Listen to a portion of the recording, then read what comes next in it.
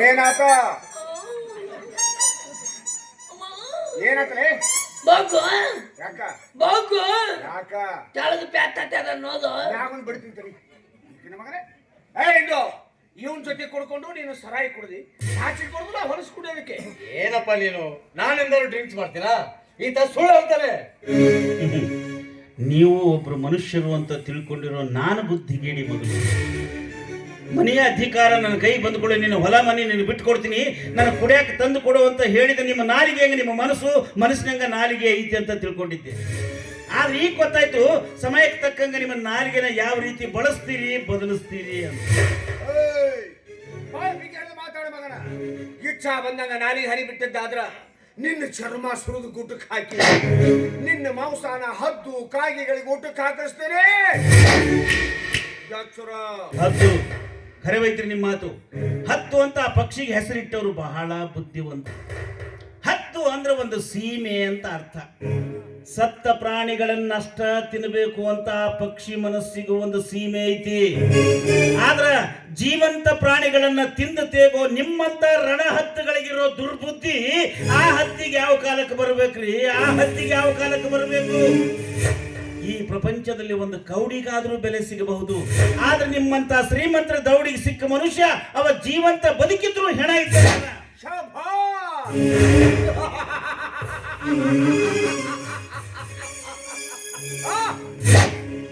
ಮುಕ್ಕೋದಕ್ಕೆ ಮುಷ್ಟಿ ಅಕ್ಕಿಗೂ ಗತಿ ಇರದಿದ್ರು ಸ್ವಕ್ಕಿಗೆ ಮಾತ್ರ ಕೊರತೆಗಿಲ್ಲ. ನಿನಗೆ ಕೊಡ್ತೇನೆ, ನಿನ್ನ ಯೋಗ್ಯತೆಗೆ ತಕ್ಕ ಬಹುಮಾನ ಕೊಡ್ತೇನೆ. ಈಗ ಕೈ ಎತ್ತಿದ್ರೆ ಒಳ್ಳೇದಾಗೋದಿಲ್ಲ. ನಿಮಗೆ ನಾನೇ ಎದುರು ನಿಲ್ಬೇಕಾಗುತ್ತೆ. ಒಂದೇ ಸಮನೆ ಹೊಡೆಸಿಕೊಂಡು ಮೈ ತುಂಬಾ ಬಾಸುಂಡೆಗಳು ಮೂಡಿವೆ. ನೀವೇನು ಇವನ ಮೇಲೆ ಸೇಡು ತೀರಿಸ್ಕೊಳ್ತಾ ಇದ್ದೀರೋ ಅಥವಾ ಪಾರ್ವತಿಯ ಪಾವಿತ್ರ್ಯತೆಯನ್ನು ಹಾಳು ಮಾಡಿದವರು ಯಾರು ಅಂತ ಪರಿಶೀಲಿಸ್ತಾ ಇದ್ದೀರೋ? ಸೇಡು ತೀರಿಸ್ಕೊಳಕ್ಕೆ ಇವನೇ ನಮ್ಮ ಸಂಬಂಧ. ಇವನೇನಾದ್ರೂ ನಮ್ಮ ಆಸ್ತಿ ಎತ್ತಿ ಹಾಕಿದಾನ? ಅವನ ಆಚೆ ನಮ್ಮ ಪೇಚ್ ಹಾಕ್ಯಾನ. ನೋಡಮ್ಮ ಅಲ್ಲಿ ನೋಡೋಲ್ಲ ಪಾಪ ಹುಡುಗಿ ಮುಖ ನೋಡು. ಅವಳ ಮುಖ ನೋಡಿದ್ರೆ ಕರುಳು ಸುರ್ರನ್ನುತ್ತೆ. ಪಾಪ ಬಡ ಹುಡುಗಿ, ಅನ್ಯಾಯವಾಗಿ ಅವಳು ಶೀಲ ಹಾಳಾಯ್ತಲ್ಲ ಅಂತ ಪರಿಶೀಲನೆ ಮಾಡ್ತಾ ಇದ್ದೇನೆ. ಹಾಗಿದ್ರೆ ಬರೀ ಬಾಯಿ ಮಾತಿಂದ ಕೇಳಿ. ಹೀಗೇಕೆ ದೇವತೆಗಳ ಮೇಲೆ ದೈತ್ಯರು ಹಾವಳಿ ಮಾಡಿದಂತೆ ಚಿತ್ರ ಹಿಂಸೆ ಕೊಡ್ತಾ ಇದ್ದೀರಾ? ಅಮ್ಮ, ಕಾಡು ಕಲ್ಲಿನ ಹೊಟ್ಟೆಯಲ್ಲಿ ಏನು ಅಡಗಿದೆಯಾ ಅನ್ನೋದು ಪೆಟ್ಟು ಬೀಳುತ್ತೆ ತಿಳಿಯೋದಿಲ್ಲ ನನ್ನ ಸೊಸೆಗೆ. ಹಾಗಾದ್ರೆ ನಿಮ್ಮ ಹೊಟ್ಟೆಯಲ್ಲಿ ಹುಟ್ಟಿರುವ ಆ ಚಂದ್ರಶಿಲಗಷ್ಟು ಪೆಟ್ಟು ಕೊಟ್ಟು ನೋಡಬೇಕಲ್ಲ ಮಾಮ. ಅದು ಚಿನ್ನದ ಗಟ್ಟಿ, ಅದರ ಹೊಟ್ಟೆಯಲ್ಲಿ ಏನು ಕಲ್ಮಶವಿಲ್ಲವೆಂಬುದು ನಿಮ್ಮ ವಾದವೇನು? ಪ್ರಂಜಿ, ಈ ವಿಷಯ ನಿನಗೇನು ಸಂಬಂಧಪಟ್ಟಿದ್ದು? ನಿಂತ್ಕೋಗೆ ಅಮ್ಮ. ಈ ವಿಷಯ ನನಗೂ ಸಂಬಂಧಪಟ್ಟಿದ್ದೆ ಅಂತಾನೆ ಕೇಳ್ತಾ ಇದ್ದೀನಿ. ಈಗ ಪಾರ್ವತಿ ಒಬ್ಬಳೆ ಕಲಂಕಿತಳಲ್ಲ, ಅವಳ ಮೇಲೆ ಅತ್ಯಾಚಾರ ಮಾಡಿದವರು ಬ್ರಹ್ಮಚರ್ಯ ಧರ್ಮದ ಪ್ರಕಾರ ಕಳಂಕಿತರು ಸರಿ. ಗಂಡಸರಾದ್ರೆ ಏನಾಯ್ತಮ್ಮ, ಅವ್ರಿಗೂ ಶೀಲ ಬೇಡವೇ? ಶೀಲಗೆಟ್ಟ ಹೆಣ್ಣನ್ನ ಮದುವೆಯಾಗಲು ಬೇರೊಬ್ಬರು ಹೇಗೆ ಸಿದ್ಧರಿಲ್ಲವೋ, ಶೀಲಗೆಟ್ಟ ಗಂಡನನ್ನ ಮದುವೆಯಾಗಲು ನಾನು ಸಿದ್ಧರಿಲ್ಲ. ನಮ್ಮ ಹಿಂದೂನೇ ಅಪರಾಧಿ ಅಂತ ನಿನ್ನ ತೀರ್ಮಾನ ಏನು? ಅಂದ್ರೆ ಶೀಲದ ವಿಚಾರದಲ್ಲಿ ನಿಮ್ಮ ಮಗನೇನು ಶ್ರೀರಾಮಚಂದ್ರ ಅಂತ ಅನ್ಕೊಂಡಿದ್ದೀರೇನು? ಗುಡಿಸಲಲ್ಲಿ ಅವರ ಬೂಟುಗಳು ಸಿಕ್ಕರು ಇನ್ನು ನಿರಪರಾಧಿ ಅಂತ ಹೇಳ್ತಾ ಇದ್ದೀರಾ? ಆಗ್ಲೇ ಹೇಳಿಲ್ವೇನೆ, ಮಳೆ ಬಂದಿತ್ತು, ರಾಡಿ ಆಗಿತ್ತು, ಕೆಸರೆಲ್ಲ ಬೂಟ ಕಲ್ತ ಬಿಚ್ಚಿಟ್ಟಿದ್ದೆ. ಸರಿ. ಹಾಗಾದ್ರೆ ನಮ್ಮೆಲ್ಲರ ಜೊತೆಗೆ ಊಟ ಮಾಡೋದನ್ನ ಬಿಟ್ಟು ಎಲ್ಲರಿಗೂ ನಿದ್ರೆ ಹತ್ಲಿ ಅಂತ ಯಾತಕ್ಕೋಸ್ಕರ ಸಮಯ ಕಾದೆ? ನಿಮಗೆಲ್ಲ ನಿದ್ರೆ ಹತ್ಲಿ ಅಂತ ಸಮಯ ಕಾಯಲಿಲ್ಲ. ಪರಮೇಶ್ವರಿ ಮಾತಾಡ್ಕೊಳ್ತಿದ್ದೆ, ಮಾತಿನ ಭರದಲ್ಲಿ ಹೊತ್ತು ಹೋದಿದ್ದೆ ಗೊತ್ತಾಗ್ಲಿಲ್ಲ. ಸರಿ. ಹಾಗಾದ್ರೆ ನಾವೆಲ್ಲರೂ ಮಲಗಿದ ಮೇಲೆ ಪಾರ್ವತಿನ ಎಬ್ಬಿಸಿ ಊಟ ಮಾಡಿದೆಯಾ? ಇಲ್ಲ. ಯಾಕೆ? ಅವಳಿಗೆ ನಿದ್ರೆ ಹತ್ತಿತ್ತು, ಎಬ್ಬಿಸಲಿಲ್ಲ. ಒಳಗಡೆ ಅವಳಿಗೆ ನಿದ್ರೆ ಹತ್ತಿರೋದು ಹೊರಗಡೆ ಇರುವ ನಿನಗೆ ಹೇಗೋ ಗೊತ್ತಾಯ್ತು? ನೀನೇನಾದ್ರೂ ಅವಳ ಹತ್ರ ಹೋಗಿ ನೋಡಿ ಬಂದೆ? ಹೊರಗೆ ನಿಂತು ಒಂದೆರಡು ಸಲ ಕೂಗಿ ನೋಡಿದೆ, ಅವಳಿಂದ ಏನು ಉತ್ತರ ಬರಲಿಲ್ಲ. ಪಾಪ ನಿದ್ರೆ ಹತ್ತಿರ್ಬೇಕಂತ ತಿಳ್ಕೊಂಡೆ. ಒಟ್ಟಾರೆ ನೀ ಕೊಡುವ ಉತ್ತರಗಳು ಒಂದಕ್ಕೊಂದು ಸಂಬಂಧವೇ ಇಲ್ಲ. ಮೊದಲಿಗೆ ಹೇಳ್ತೀಯಾ ಒಳಗಡೆ ನಿದ್ರೆ ಹತ್ತಿರಬೇಕು ಅಂತ, ಈಗ ಹೇಳ್ತಾ ಇದೀಯಾ ಹೊರಗಡೆಯಿಂದ ಒಂದೆರಡು ಸಲ ಕೂಗಿದ್ದೆ ಹೇಳಲಿಲ್ಲ ಅಂತ. ಇದರಲ್ಲಿ ಯಾವ್ದು ನಿಜ ಯಾವ್ದು ಸುಳ್ಳು? ಅದು ಹೋಗ್ಲಿ ಬಿಡು.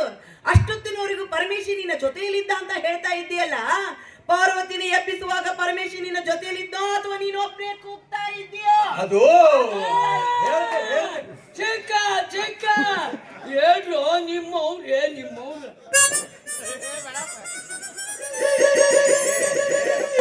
ಈ ಕಡೆ ಕಡೆ ಪಾರಾಗತ್ತೆ ಮಗನ. ನಿನ್ನ ಅವನ ಅದೊಂದು ಗುಣಿ ಇಟ್ಕೊಂಡು ಏತದ ಹಾದಿ ಹತ್ತಿಯೋ ಹೇಳು, ನೀನು ಒಬ್ಬನೇ ಹೋಗಿ ಕೂಗಿದೆ ಇಲ್ಲ? ಇಲ್ಲ, ಅವನು ನನ್ನ ಜೊತೆ ಇದ್ದ. ಸುಳ್ರಿ, ನನ್ನ ಸೆರೆ ತರ ಕಳಿಸಿದ್ರು, ನಾ ವಾಪಸ್ ಬರ್ಕೊಡ್ದ ಈ ಕಾರ್ಯ ನಡೆದು ಹೋಗ್ಬಿಟ್ಟಿದ್ರು. ಈಗ್ಲಾದ್ರೂ ಗೊತ್ತಾತ ಮಾಮ ಶ್ರೀ ನೀಚ ಕೃತ್ಯ ನಿಮ್ಮ ಮಗನೇ ಮಾಡಿದ್ದು ಅಂತ. ಛೆ, ಕೇವಲ ಈ ಭಿಕಾರಿ ಮಾತಿನಿಂದ ನನ್ನ ಮಗನೇ ಅಪರಾಧಿ ಅಂತ ತೀರ್ಮಾನಿಸ್ಬೇಕಾ ನಾನು? ಛತ್! ನಿಮ್ಮಂತ ತಿದ್ದಲಾರದ ಅಮಾನುಷರೊಡನೆ ವಾದ ಮಾಡುವುದರಲ್ಲಿ ಯಾವ ಅರ್ಥವೂ ಇಲ್ಲ. ನನಗೆ ಸ್ವಲ್ಪ ಕಾಲಾವಕಾಶ ಕೊಡಿ, ನಾನು ಸಾಬೀತುಪಡಿಸ್ತೀನಿ ಈ ನೀಚ ಕೃತ್ಯ ಇಂದೂನೇ ಮಾಡಿದ್ದು ಅಂತ. ಆಗ ಮುಂದೆ ನಿಮ್ಮ ವಿಚಾರ ಯಾವುದ್ರ ಬಗ್ಗೆ? ಇನ್ಯಾವುದ್ರ ಬಗ್ಗೆ? ಪಾರ್ವತಿ ಯಾರಿಂದ ಕಳಂಕಿತಳಾಗಿದ್ದಾರೋ ಅವರೇ ಅವಳನ್ನ ಮದುವೆ ಆಗ್ಬೇಕು. ಬೇರೊಬ್ಬರು ಮದುವೆ ಆಗಲು ಹೇಗೆ ಸಾಧ್ಯ? ಹೀಗೆ ವಿಚಾರ ಆಮೇಲೆ ನೋಡೋಣ. ಆಮೇಲೆ ಏಕೆ ಮಾತು? ಈಗಲೇ ಈ ಕ್ಷಣವೇ ನಿರ್ಧಾರವಾಗಬೇಕು. ಈಗಲೇ ಆ ಈ ಕ್ಷಣ ಹೌದು.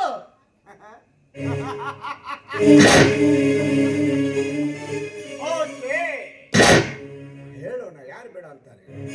ನನ್ನ ಮಗನ ಯೋಗ್ಯತೆಗೆ ತಕ್ಕ ಹಾಗೆ 5 ಲಕ್ಷ ರೂಪಾಯಿ ವರದಕ್ಷಿಣೆ ಕೊಡ್ಲಿ, ಮಾಡ್ಕೊಳ್ಳೋಣ.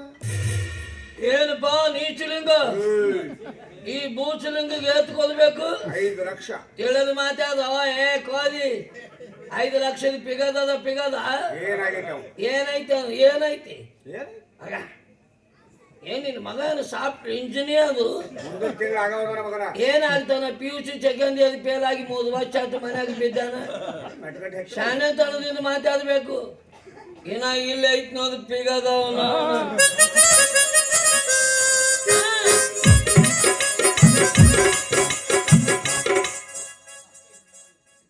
ಕೋತಿ ಕೊತ್ತದು ಕಮ್ಮಿ ಇದಕ್ಕ ಕೊಡ್ತಾರ, 1-5 ಕೋತಿಗಳನ್ನ ಕೊಡ್ತಾರ. ಇಲ್ಲಿ ಮಲ್ಲಿಕಾರ್ಜುನ ಜಾತ್ರೆಗೆ ಆಡ್ಸ್ಕೊಂಡು ಕುಂಡ್ರು. ಆ ಕೋತಿ ಅಲ್ಲ ದೊಕ್ಕ ಯಾವ ಕೊಡ್ತಾರಲ್ಲ, ನಾರಿಗಿನ ಸುದ್ದಿಲ್ಲ. ನಾಲಿಗೆ ಶೌಚಾಲ ಮಾಡುತ್ತ ಪಾಪ ಬಡವರಾದ ಅವರ ಕಡೆಯಿಂದ ಹಣದ ಮೊತ್ತ ಹೇಳಿದ್ರೆ ಕೊಡೋದಕ್ಕೆ ಸಾಧ್ಯವೇ ಆಗುವುದಿಲ್ಲ. ಇದರಿಂದ ನಾನು ಪಾರಾಗಬಹುದು ಅಂತ ಈ ರೀತಿ ವರದಕ್ಷಿಣೆ ನೆಪ ಹುಡ್ತಾ ಇದ್ದೀರಾ? ಈಗೇಕೆ ಇದ್ರ ಬಗ್ಗೆ ಮಾತುಕತೆ? ಸಮಯ